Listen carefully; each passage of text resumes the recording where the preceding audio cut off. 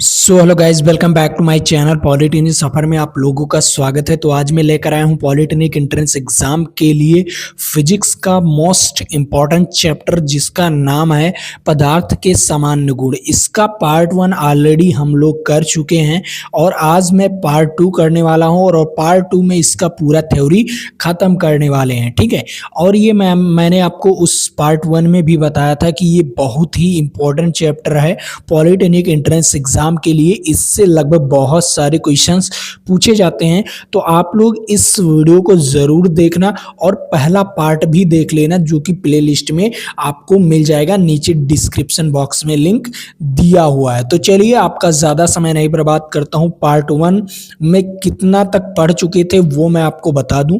चलिए, पार्ट 1 में लगभग मैंने यहां तक कवर कर लिया था। ठीक है, दाब भी कवर कर लिया था, पास्कल का नियम भी कवर कर लिया था और आर्किमिडीज का सिद्धांत भी कवर कर लिए थे। ठीक है, उसके बाद घनत्व भी कवर हो गया था, अपेक्षिक घनत्व कवर हो गया था, उसके बाद ससंजन और आसंजन बल भी कवर हो गया था। अब आता है आपका पृष्ठ तनाव। क्या आता है? पृष्ठ तनाव। पृष्ठ तनाव बहुत ही मोस्ट इंपॉर्टेंट है, इससे समझ लो, ये इससे तो सवाल फिक्स है, इससे सवाल आपका फिक्स है पूरी गारंटी के साथ, 100% गारंटी के साथ यहाँ से आपका एक सवाल तो फिक्स ही है। ठीक है, तो चलिए इसे समझ लेते हैं। पृष्ठ तनाव क्या होता है? पृष्ठ तनाव किसी द्रव, ठीक है, का वह गुण है जिसके कारण वह अपने क्षेत्रफल को न्यूनतम बनाने की चेष्टा करता है। क्या करता है? वो अपने क्षेत्रफल को न्यूनतम बनाने की चेष्टा करता है। कोई भी वस्तु है वो ना सोचता है कि मैं सबसे कम जगह में रहूं, ठीक है, सबसे कम क्षेत्रफल में रहूं। ये पृष्ठ तनाव के कारण होता है। ठीक है, क्या सोचता है वो? कोई भी वस्तु है, ठीक है, कोई भी वस्तु है जो अपने क्षेत्रफल को न्यूनतम सबसे कम बनाने की चेष्टा करता है, वो पृष्ठ तनाव के कारण होता है। जैसे मान लीजिए पानी का बुलबुला है, पानी का बुलबुला है तो वो क्या सोचता है? मैं छोटा ही रहूं, लेकिन वो बढ़ता चला जाता है। ठीक है, वो चेष्टा करता है कि मैं छोटा रहूं, पानी का बुलबुला, लेकिन वो बढ़ता है। ठीक है, उसी को हम पृष्ठ तनाव कहते हैं। जैसे यहां पर देखो, पहले ये वाटर,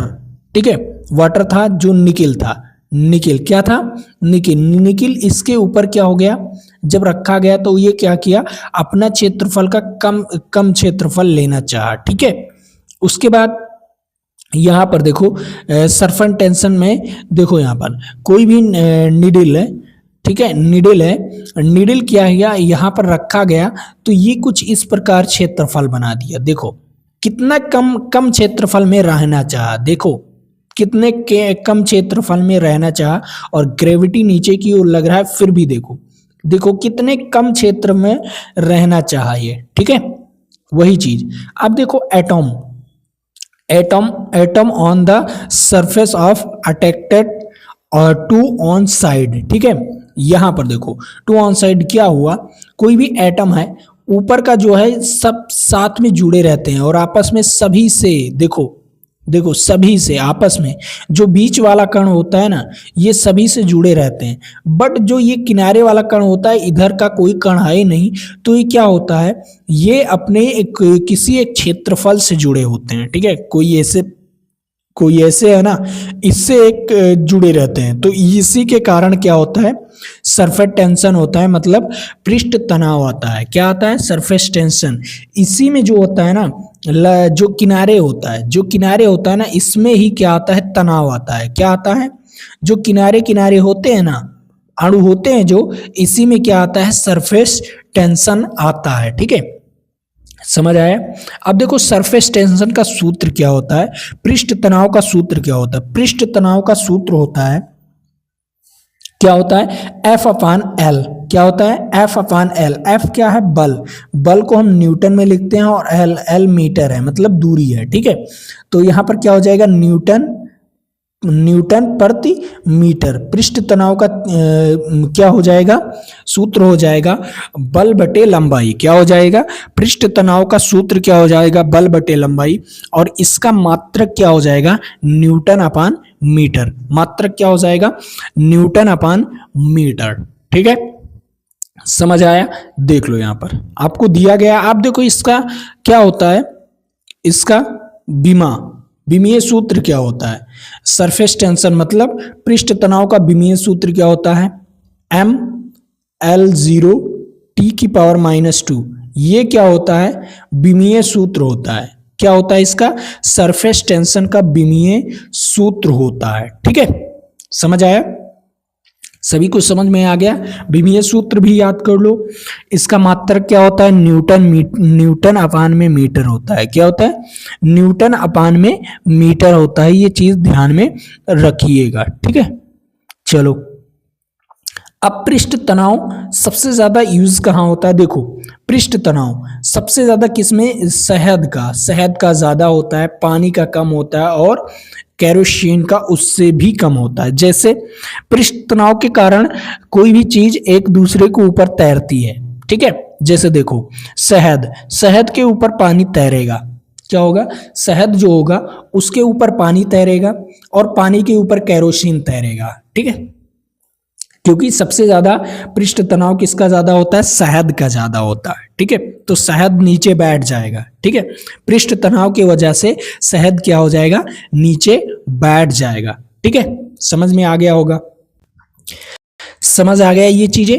देखो आप देखो इतना चीजें, आप देखो ये सबसे इंपॉर्टेंट चीज, ये चीज बहुत ही इंपॉर्टेंट है, वेरी वेरी मोस्ट इंपॉर्टेंट, तो इस पर स्टार लगा लीजिए। ठीक है, क्या कह रहा है? तापमान के बढ़ने से, ठीक है, द्रव में पृष्ठ का तनाव का मान घटता है और क्रांतिक ताप पर शून्य हो जाता है। ठीक है, समझ में आना चाहिए। तापमान अगर बढ़ेगा तो पृष्ठ तनाव का मान घटेगा। क्यों? अगर देखो यहाँ पर तापमान बढ़ेगा, मान लो पानी है, पानी का तापमान बढ़ा तो ये गैस हो जाएगा। क्या हो जाएगा? गैस हो जाएगा। और गैस हल्की होती है। क्या होती है? गैस हल्की होती है। तो क्या हो जाएगा? ये इसका क्या हो जाएगा? कम हो जाएगा ना। ये इसका जो पृष्ठ तनाव हो जाएगा वो कम हो जाएगा। जैसे शहद है, शहद एक चिपचिपा पदार्थ है, इसे गर्म करोगे तो ये पानी की तरह मतलब एक लिक्विड फॉर्म में हो जाएगा। क्या हो जाएगा? एक द्रवीय फॉर्म में हो जाएगा। ठीक है, तो ये क्या हो जाएगा? इसका भी मान घट जाएगा। ठीक है, गर्म करने से। समझ में आया? अब यहां पर देखो दूसरा इंपॉर्टेंट चीज, कौशिकत्व। ठीक है, कौशिकत्व क्या होता है? ठीक है, देखो कौशिकत्व क्या होता है? इसका मतलब कोई भी पाइप लोगे, अगर मान लो कोई बॉक्स में ऐसे जल भरे हो, ठीक है, ये जल भरे हो और एक पतला सा पाइप ले लो। ठीक है, क्या कर लो? पतला सा पाइप ले लो, तो इसमें पाइप में कुछ ऊंचाई तक क्या हो जाएगा? बहुत पतला सा लेना है, कुछ ऊंचाई तक जल ऊपर चला जाएगा, कुछ ऊंचाई तक जल ऊपर चला जाएगा। ठीक है, और कुछ इस प्रकार ऐसे बन जाएगा। ठीक, यही होता है कौशिकत्व। ठीक है, कैपिलरिटी। ठीक है, समझ में आया? अब देखो यहाँ पर कैसी नली में द्रव, ठीक है, कोई कैस नली है, कैस नली के द्रव के ऊपर चढ़ने और उतरने को कैशिकत्व कहते हैं। ठीक है, क्या कहते हैं? कैशिकत्व कहते हैं, कैपिलरिटी कहते हैं। क्या कहते हैं? कैपिलरिटी कहते हैं। जैसे देखो यहाँ पर जल है ना, जल क्या हुआ? ऊपर चढ़ गया, जो Hg है वो नीचे आ गया। ठीक है, अब Hg क्यों नीचे आ गया और जल क्यों ऊपर चढ़ गया, इसके बारे में भी बात करते हैं। आइए देखो, पानी का ऊपर चढ़ना, ठीक है, क्या कहलाता है? पृष्ठ तनाव। पानी के सतह पर एक बल होता है जो उसे एक परत के रूप में व्यवहार करने का मजबूर करता है। ठीक है, व्यवहार करने पर मजबूर करता है। जैसे देखो ससंजन बल, कांच के अणुओं, पानी के अणुओं को अपनी ओर खींचता है। जो कांच की अणु है ना, मान लो इसे है, तो पानी के अणु को अपनी ओर खींचता है। ऐसा क्यों? इसका क्या कारण है? देखो, जिस खींचते हैं जिसमें एक आकर्षण बल लगता है, ये ससंजन के कारण होता है। ये ससंजन बल के कारण क्या होता है? जो कांच है, कांच जो है वो पानी के अणु को अपनी ओर खींचते हैं, ये ससंजन बल के कारण होता है। ठीक है, समझ में आया? आप देखो यहाँ पर अवतल नौ चंदल तल, इसके बारे में देखो क्या कह रहा है। जब पानी की नली को क्या कहते हैं? जब पानी की नली को पानी में डुबाए जाते हैं, ठीक है, तो क्या होता है? पानी का पृष्ठ तनाव और कांच के अणुओं, ठीक है, क्या होता है, कांच के अणुओं के बीच का बल जो मिलकर पानी को नली के अंदर ऊपर की ओर खींचते हैं, ठीक है। और इस क्रिया के कारण पानी की सतह का अवतल आकार ले लेता है, ठीक है। वो क्या करता है, वो अवतल आकार ले लेता है। जैसे इसे चढ़ता है ये मान लो, तो पानी ऊपर की ओर चढ़ेगा तो ये कुछ ऐसे अवतल आकार का बन जाएगा, ठीक है। जहां पानी की तरह जो पानी की सतह होती है वो नीली दीवारों क्या हो जाती है, नली की दीवारों को छूती है। क्या होती है, पानी की सतह जो नली की दीवारों को छूती है। और पानी का वजन नली में चढ़े हुए पानी का वजन उस बल से कम होता है जो पानी को ऊपर और खींचता है, ठीक है। इसीलिए पानी नली में चढ़ता है, ठीक है। समझ में आया। उसी प्रकार पारा का है तो पारा का आप लोग पढ़ लीजिएगा, ठीक है। ये नीचे की ओर क्यों आता है, ये देखो यहां पर नीचे की ओर क्यों आता है, देखो यहां पर क्या है, पारा के अणुओं के बीच का संसंजन बल कांच के अणुओं के साथ लगने वाले संसंजन बल से ज्यादा मजबूत होता है। जो पारा होता है, पारे का जो संसंजन बल होता है वो कांच का जो अणु है उससे ज्यादा मजबूत होता है, इसलिए वो नीचे की ओर जाता है। और जो पानी का होता है, जो पानी का संसंजन बल होता है वो कांच के संसंजन बल से कम मजबूत होता है। क्या होता है, कम मजबूत होता है, मतलब उससे कम मजबूत होता है, तो इसलिए पानी ऊपर की ओर चढ़ता है। और जो पारा है, पारा का जो संसंजन बल है वो क्या होता है, कांच के अणुओं के संसंजन बल से ज्यादा मजबूत होता है, इसलिए वो नीचे की ओर चला जाता है। और वो किस प्रकार बनाता है, उत्तल का आकार बनाता है, ठीक है। उसकी सतह किसकी बनती है, उत्तल के आकार की बनती है, ठीक है। चलो अब उसके बाद आता है श्यानता। श्यानता क्या होता है, विस्कोसिटी क्या होता है, आइए समझते हैं। श्यानता पॉइंट दिया गया है, इस पॉइंट को आसानी से समझते हैं। देखो क्या कह रहा है, तरल के सतहों के बीच लगने वाले घर्षण बल को श्यान बल कहते हैं, ठीक है। जो तरल, कोई भी दो तरल होंगे, जैसे तरलों के सतह पर लगने वाले घर्षण बल को ही श्यान बल कहा जाता है। जैसे अगर आपने एक गिलास लिया और गिलास पानी लिया और उसे क्या किए, गिरा दिए, तो क्या होगा, वो ना कुछ दूर तक चलेगा, उसके बाद वो रुक जाएगा। क्या होगा, उसके बाद वो रुक जाएगा, तो किसके कारण होगा, श्यानता के कारण। किसके कारण, श्यानता के कारण। उसे ही हम घर्षण बल को कहते हैं, ठीक है। तरलों में जो लगता है उसे हम घर्षण बल कहते हैं, और घर्षण बल को ही हम उसे श्यानता बल कहते हैं, ठीक है। समझ में आना चाहिए। यह गुण श्यान कहलाती है, और श्यानता तरल के गाढ़ापन को दर्शाता है, ठीक है। श्यानता जो है वो तरल के गाढ़ापन को दर्शाता है। जैसे अगर कोई चीज, जैसे पानी है, मान लो पानी है और पानी को गिरा दिए तो कुछ ज्यादा दूर तक जाएगा, ठीक है, कुछ ज्यादा दूर तक जाएगा। लेकिन वहीं पर क्या है, ग्रीस है, ठीक है, ग्रीस है। मान लो ग्रीस ले लिए, ठीक है, ग्रीस ले लिए, और ग्रीस क्या कर रहा है, ग्रीस आप किस प्रकार गिर रहा है, बहुत धीरे धीरे गिर रहा है, और वो एक ही बिंदु पर गिर जा रहा है। तो उसी को हम क्या कहेंगे, श्यानता, मतलब उसका गाढ़ापन, ठीक है। उसमें गाढ़ापन रहेगा, लेकिन पानी को बहुत दूर तक बिखर जाएगा, बहुत दूर तक फैल जाएगा। पानी क्या हो जाएगा, वो बहुत दूर तक फैल जाएगा, लेकिन जो ग्रीस होगा वो बहुत दूर तक नहीं फैलेगा। ये श्यानता के कारण होता है, ठीक है। उसके बाद देखो, जिस तरल में जितना अधिक श्यान का गुण होगा उसे हिलाने में उतना ही अधिक बल लगाना पड़ेगा, ठीक है। जितना ही अधिक श्यानता का गुण जितना अधिक होगा, जैसे पानी है, पानी में श्यानता का गुण कम होता है, इसे हिलाने में बहुत आसानी होगी। लेकिन ग्रीस जो है, ठीक है, जो ग्रीस है इसे क्या हिलाने में सबसे ज्यादा दिक्कत होगा, ठीक है। इसमें श्यानता का गुण ज्यादा होगा पानी की अपेक्षा, ठीक है। इसमें श्यान गुण ज्यादा होगा ग्रीस में, ठीक है। समझ में आया। अब देखो वही चीज यहां पर समझाया गया है। देखो ये वाटर है, ये ऑयल है, और ये क्या है, क्या है, मधुमक्खी का क्या है, मध है, ठीक है। समझ में आया, मध है, ठीक। अब यहाँ पर देखो, पानी में कोई भी बॉल डाला गया, वो नीचे की ओर चला गया, लेकिन अभी तुरंत क्या, कितने सेकंड में, 8 सेकंड में वो सिंक हो गया, मतलब डूब गया। ठीक है, पानी में डूब गया, लेकिन अभी ऑयल में नहीं डूबा। और अभी जो मध है, ठीक है, इसमें भी नहीं डूबा। ठीक है, इसमें भी नहीं डूबा। ठीक है, समझ में आया। शहद, इसे मध को शहद कहते हैं। ठीक है, मध भी बोला जाता है और शहद भी बोला जाता है। तो शहद में अभी भी नहीं डूबा बॉल, और इसमें भी नहीं डूबा, लेकिन पानी में डूब गया, क्योंकि इसका श्यानता कम है। क्या है, पानी का श्यानता कम है। और क्या है श्यानता, क्या है, इसका शहद का श्यानता ज्यादा है।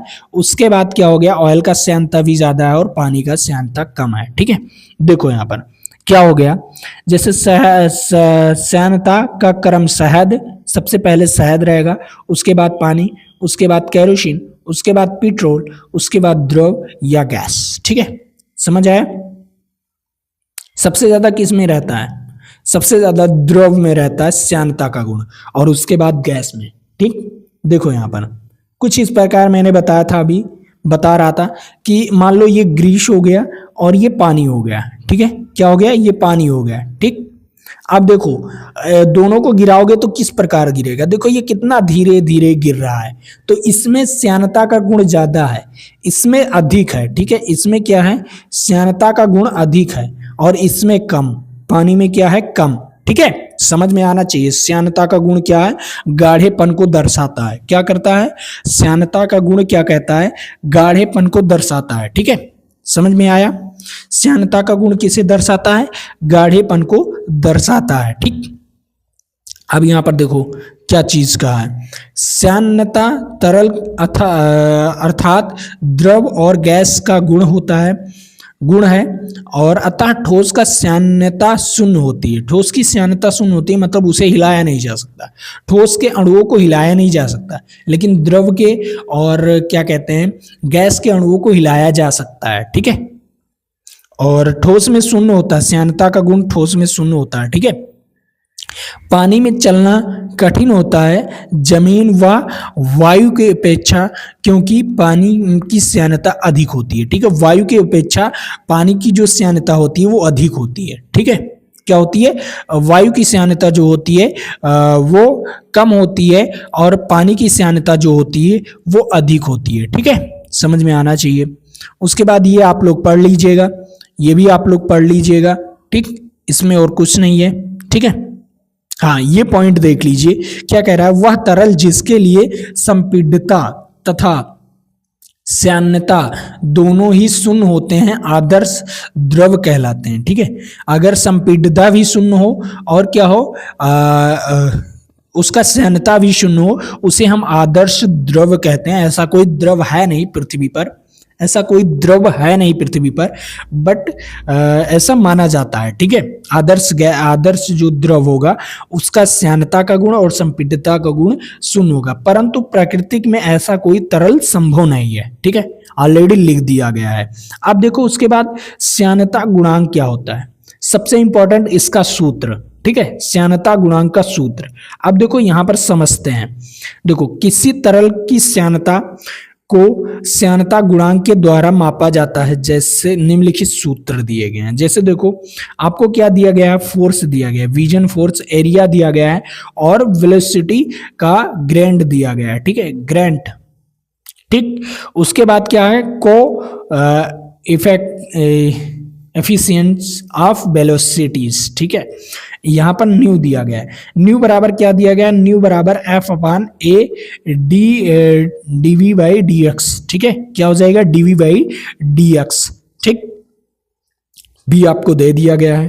ठीक, और इसका सूत्र हो गया, सूत्र के बाद आपको यहां पर इसका दे दिया गया है क्या, विमीय सूत्र। ठीक है, विमीय सूत्र भी दे दिया गया और सूत्र, इसे याद कर लीजिएगा, ये सूत्र याद कर लीजिएगा।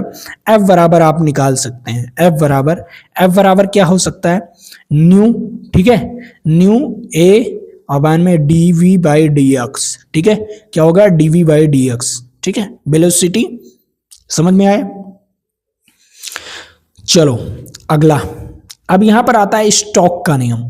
स्टोक का नियम, ठीक है, स्टोक का नियम क्या क्या कहा गया, इस नियम में क्या कहा गया, इसे भी समझ लेते हैं। ठीक है, देखो कहा गया, इन्होंने यह सिद्ध किया कि यद त्रिज्या, ठीक है, यद त्रिज्या की गोला, कोई भी त्रिज्या की गोली किसी पूर्णतः संगम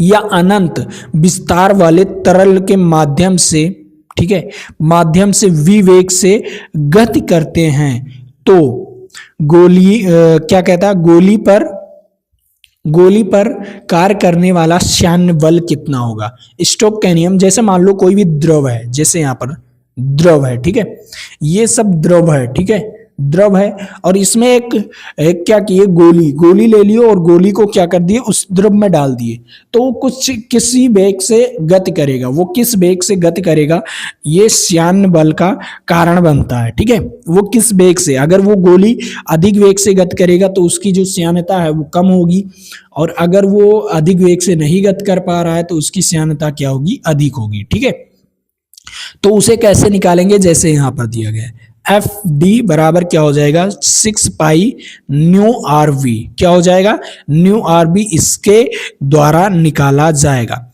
जिसमें न्यू क्या है, वेलोसिटी ऑफ फ्लूइड, ठीक है, क्या है, विस्कोसिटी, ठीक है, विस्कोसिटी मतलब श्यानता, फ्लूइड की श्यानता है, ठीक है, श्यानता गुणांक। उसके बाद क्या है, रेडियस ऑफ पार्टिकल, उस रेडियस का पार्टिकल कितना है, ठीक है, जो पार्टिकल का रेडियस कितना है, ठीक है, विस्कोसिटी ऑफ पार्टिकल, विस्कोसिटी मतलब पार्टिकल का विस्कोसिटी कितना है, मतलब उसकी श्यानता कितना है, फोर्स कितना है, और ग्रेविटेशनल फोर्स कितना है। ठीक है, ये चीजें ध्यान रखना चाहिए।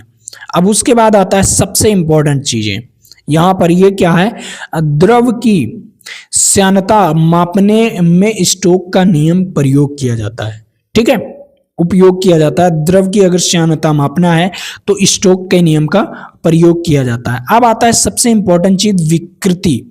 विकृति क्या होता है, इसे आसानी से समझ लेते हैं, सबसे पहले आसानी से समझ लेते हैं। ठीक है, देखो विकृति क्या होता है, कोई मान लो लोहे की कण है, मतलब लोहे की कण नहीं, लोहे की छड़ है, ठीक है, लोहे की छड़ है, और इसे क्या कर दिया गया, इसे इस प्रकार टेंसाइल फोर्स लगाकर, क्या कर दिया गया, टेंसाइल फोर्स लगाकर, यहां पर टेंसाइल फोर्स लगाकर, इस तरफ और इस तरफ फोर्स लगाकर, ठीक है, फोर्स लगाकर बड़ा कर दिया गया। इस वस्तु को क्या कर दिया गया, बड़ा कर दिया गया। पहले इसका लंबाई क्या था, एल था, अब इस वस्तु को बड़ा कर दिया गया, फोर्स लगाकर क्या कर दिया गया, बड़ा कर दिया गया। ठीक है, अब इस वस्तु की लंबाई क्या हो गई, एल प्लस डेल्टा एल, क्या हो गया, एल प्लस डेल्टा एल, पहले एल था, अब क्या हो गया, L plus delta, delta L बढ़ गया। ठीक है, अब ये क्या कहता है, इसकी विकृति कैसे निकालोगे, ठीक है, इसकी विकृति कैसे निकालोगे, ये कहता है। तो देखो जो डेल्टा एल है इतना बढ़ा है, ठीक है, इसमें इतना ही परिवर्तन हुआ है, डेल्टा एल ही परिवर्तन हुआ है। ठीक है, तो जो आपका विकृति है, विकृति सबसे इंपॉर्टेंट है। ठीक है, इसे समझ लेते हैं। तो विकृति क्या कहता है, सिंपल है, विकृति कहता है परिवर्तन लंबाई तथा मूल लंबाई के अनुपात को विकृति कहते हैं। तो मैंने क्या कहा, पहले कोई एक धातु की छड़ है जिसे हम फोर्स लगाकर क्या कर दिए, बड़ा कर दिए, क्या कर दिए, बड़ा कर दिए। पहले एल था, उसकी लंबाई कितनी थी, एल थी, और अब क्या हो गई, एल प्लस डेल्टा एल हो गई। तो देखो क्या हुआ, उसने क्या, परिवर्तन लंबाई, कितना परिवर्तन हुआ, परिवर्तन लंबाई क्या हो गया, डेल्टा एल है, और उसकी जो वास्तविक लंबाई थी एल, इसके अनुपात को ही हम विकृति कहते हैं। क्या कहते हैं, स्ट्रेन कहते हैं, इसकी लंबाई को ही हम स्ट्रेन कहते हैं। ठीक है, स्ट्रेन या विकृति कहते हैं। ठीक है, इसमें कोई ये विमाहीन होता है, जो विकृति होता है, क्योंकि विमाहीन कैसे, यहाँ पर मीटर और यहाँ पर मीटर, मीटर से मीटर कैंसिल हो जाएगा तो विमाहीन हो जाएगा। विकृति क्या होता है, विमाहीन होता है। ठीक है, समझ आया। यहाँ पर देख लो, विकृति का मात्रकहीन और विमाहीन राशि है। ठीक है, जो विकृति है मात्रकहीन और विमाहीन राशि है। अब यहाँ पर क्या है, लंबाई में परिवर्तन को अनुदैर्ध्य विकृति और आयतन में परिवर्तन को क्या कहते हैं, आयतन विकृति, और आकृति में परिवर्तन को अपरूपण विकृति कहते हैं। ठीक है, चाहे उसके लंबाई में परिवर्तन हो सकता है तो उसे हम क्या कहेंगे, अनुदैर्ध्य विकृति। उसके आयतन में परिवर्तन हो सकता है। इसके कई सूत्र हो सकते हैं, देखो यहाँ पर, इसके यही नहीं, इसके आयतन में परिवर्तन डेल्टा वी अपान वी हो सकता है। ठीक है, इसके आकार में परिवर्तन जिसे हम अपरूपण क्या कहेंगे, विकृति कहेंगे। ठीक है, समझ में आना चाहिए ये चीजें। अब देखो यहाँ पर प्रतिबल, उसके बाद क्या आता है, प्रतिबल, सबसे इंपॉर्टेंट प्रतिबल। प्रतिबल क्या होता है, वह बल के विरोध एकांक क्षेत्र में लगने वाले बल को प्रतिबल कहते हैं। बल के विरोध में लगने वाले, ठीक है, उसे, जैसे मान लो आप इस तरफ बल लगा रहे हो तो इस तरफ कोई बल लगा दे तो उसे हम क्या कहेंगे, प्रतिबल कहेंगे। ठीक है, तो बल के विरोध एकांक क्षेत्रफल में लगने वाले बल को ही हम क्या कहते हैं, प्रतिबल कहते हैं, जिसे हम सिग्मा से प्रदर्शित करते हैं। किससे प्रदर्शित करते हैं, सिग्मा से प्रदर्शित करते हैं। सिग्मा बराबर एफ अपान ए होता है। ठीक है, ये प्रतिबल, इसका भी मात्रक क्या होता है, इसका मात्रक क्या होता है, पास्कल। बताओ, पास्कल, इसका भी मात्रक पास्कल होता है। ठीक है, समझ में आना चाहिए, इसका भी मात्रक पास्कल होता है। अब आता है हुक का नियम, सबसे इंपॉर्टेंट हुक का नियम है आपके इस चैप्टर में। ठीक है, इस पर भी 3 स्टार लगा लीजिए, ये सबसे इंपॉर्टेंट है हुक का नियम। हुक का नियम क्या कहता है, जो प्रतिबल है वो विकृति के समानुपाती होता है। हुक का नियम, प्रतिबल सिग्मा से प्रदर्शित करते हैं, और समानुपाती विकृति को हम किससे प्रदर्शित करते हैं, किससे प्रदर्शित, ई से। ठीक है, किससे प्रदर्शित, स्मॉल ई से प्रदर्शित करते हैं। किससे, स्मॉल ई से प्रदर्शित करते हैं। अब देखो, जैसे ही यहां पर ये दिया गया प्रतिबल समानुपाती विकृति। अब सिग्मा, जैसे ही ये समानुपाती का चिन्ह हटेगा, जैसे ही इस सीमा से इसका चिन्ह हटेगा, बराबर आएगा, उसके बाद ई आ जाएगा, और ई इंटू ई। ठीक है, स्मॉल ई। अब देखो यहाँ पर ई क्या है, ई है प्रत्यास्था यंग गुणांक। ठीक है, प्रत्यास्था का यंग गुणांक। ठीक है, नियतांक है। ई क्या है, नियतांक है। ठीक है, ई क्या है, नियतांक है, और नियतांक को ही हम क्या कहते हैं, हुक का नियम। अब यहीं पर यही नियतांक क्या हो जाएगा, हुक का नियम बन जाएगा। जैसे ई बराबर क्या हो जाएगा, ई बराबर हो जाएगा स्मॉल ई अपान में क्या हो जाएगा, सॉरी गाइस, सिग्मा अपान में ई। ठीक है, प्रतिबल अपान में विकृति। ठीक है, ई बराबर प्रतिबल अपान में विकृति। ठीक है, इसका भी मात्रक न्यूटन मीटर स्क्वायर होता है। न्यूटन प्रति मीटर स्क्वायर होता है। क्या होता है, न्यूटन प्रति मीटर स्क्वायर, इसका भी मात्रक होता है। इसे हम क्या कहते हैं, इसे हम कहते हैं यंग प्रत्यास्था गुणांक। क्या कहते हैं, यंग प्रत्यास्था गुणांक। ये चीज ध्यान से समझ लीजिएगा, ई को हम क्या कहते हैं, यंग प्रत्यास्था गुणांक। अब इस चार्ट को देख लीजिए, ये जो चार्ट है, ठीक है, आपको ये चार्ट दिख रहा होगा। ठीक है, तो देखो, पहले ये स्ट्रेन है, ठीक है, जिसे हम प्रतिबल कहते हैं, और ये है विकृति। ठीक है, अगर ये स्ट्रेट लाइन जा रही है, यहां पर देखो ये स्ट्रेट लाइन जा रही है ना, इस प्रकार कुछ स्ट्रेट लाइन जा रही है। जब तक ये स्ट्रेट लाइन जा रही है तब तक इसमें क्या हो जाएगा, इसमें लचीलापन आ जाएगा। ठीक है, यंग प्रत्यास्था गुणांक, इसमें लचीलापन आ गया। कोई भी वस्तु रहेगा तब तक ये टूटेगा नहीं, तब तक ये बल को सह लेगा। ठीक है, उसके बाद एक समय आएगा इसमें लचीलापन कम होना शुरू हो जाएगा, मतलब और अधिक बल लगा दोगे, क्या हो जाएगा, और अधिक बल लगा दोगे तो ये लिमिट को क्रॉस करने लगेगा। ठीक है, अभी टूटेगा नहीं, अभी ये लिमिट को क्रॉस करने लगेगा, ये कुछ बल लगाने लगेगा कि मुझे अपने अवस्था में आना है। तो यहाँ पर पॉइंट, ये जो पॉइंट है, यहाँ तक अगर बल लगा दोगे तो ये अपनी अवस्था में पूर्ण रूप से आ जाएगा, फिर से आ जाएगा, उसमें कोई दिक्कत नहीं। ये तो है, यहां तक बल लगाओगे तो कोई दिक्कत नहीं, ये तो अपनी अवस्था में तुरंत आ जाएगा। लेकिन यहां तक बल लगा दोगे और उसे ऐड दोगे तो ऐसा लगेगा धीरे धीरे वो अपनी अवस्था में आ जाएगा। लेकिन अगर यहां तक बल लगा दिए, ठीक है, बल लगा दिए तो वो उसी अवस्था में रह जाएगा।